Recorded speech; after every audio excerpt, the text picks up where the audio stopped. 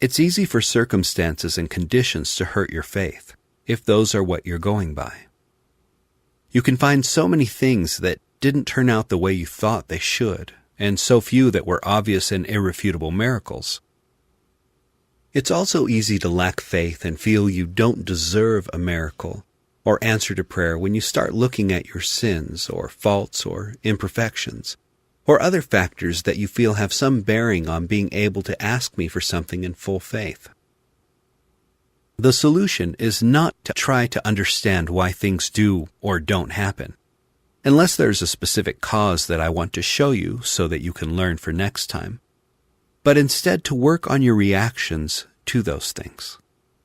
Your goal should be to approach each situation with faith and trust, counting on me to do what I know is best, and believing that I'll come through for you, regardless of how things turn out. There are so many factors in play, and the only absolute is faith. A faith that goes beyond proof or validation. A faith that you hold to and keep strong all the days of your life, even if you do die in faith, not having received the promises. Like all other Christians down through the years, you must walk by faith and not by sight. Reconciling the many positive promises in my word against the difficult and often terrible conditions of their lives was part of their test and their testimony. It's part of their honor. It's part of the faith life. It's the same for you. You're not the first ones to have faced this dilemma, and you won't be the last. That's why it's time to get back to that, though he slay me, yet will I trust him faith, and not worry about the things that haven't happened or didn't turn out as you'd hoped. Picture yourself in a room with endless doors, and I tell you that you have the keys in your hands, which will unlock all of them. You try door after door, and while the keys unlock them all, some don't open because a greater power and force is holding them shut. My will. The thing to do is to thank me for what doesn't work out and move on to find what will. Trust me that I will take care of you, and I will prosper you, and I will bring you success, the success I know you need according to my standards. If you expect that you'll be able to demand something according to your will, not mine, you'll be disappointed. True success comes through faith, believing. That doesn't mean everything will work out as you think it should, but it means I will be victorious in the end, and so will you, because we are one. Consider all the Christians that have been martyred or have died in accidents or even from sickness, despite my promises of it shall not come nigh thee, or I will deliver you from every evil work.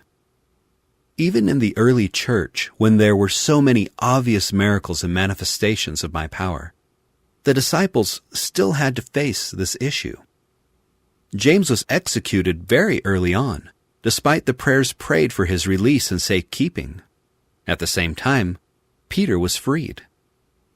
The victory in such a case is to praise me and to continue to fervently trust me despite the seeming contradictions. My plan always bears fruit in the end, and you will always be grateful for the times you have walked by faith and not by sight.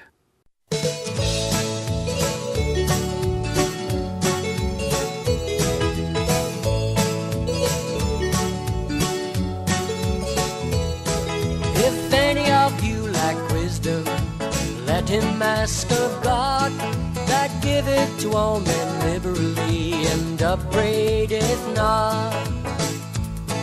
And it shall be given him, it shall be given him, but let him ask in faith, nothing wavering. Let him ask in faith, nothing wavering. For he that wavereth is like a wave of the sea, driven with the wind and tossed. Let not that man think that he shall receive anything of the Lord. If any of you lack wisdom, let him ask of God, that giveth to all men liberally, and upbraideth not.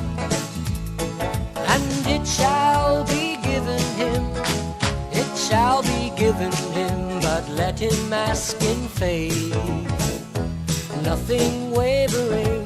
Let him ask in faith, nothing wavering. For he that wavereth is like a wave of the sea, driven with the wind and tossed. Let not that man think that he shall receive anything of the Lord. If any of you lack wisdom, let him ask of God, that giveth to all men liberally, and upbraideth not. And it shall be given him, it shall be given him, but let him ask in faith, nothing wavering. Let him ask in faith, nothing wavering, nothing wavering.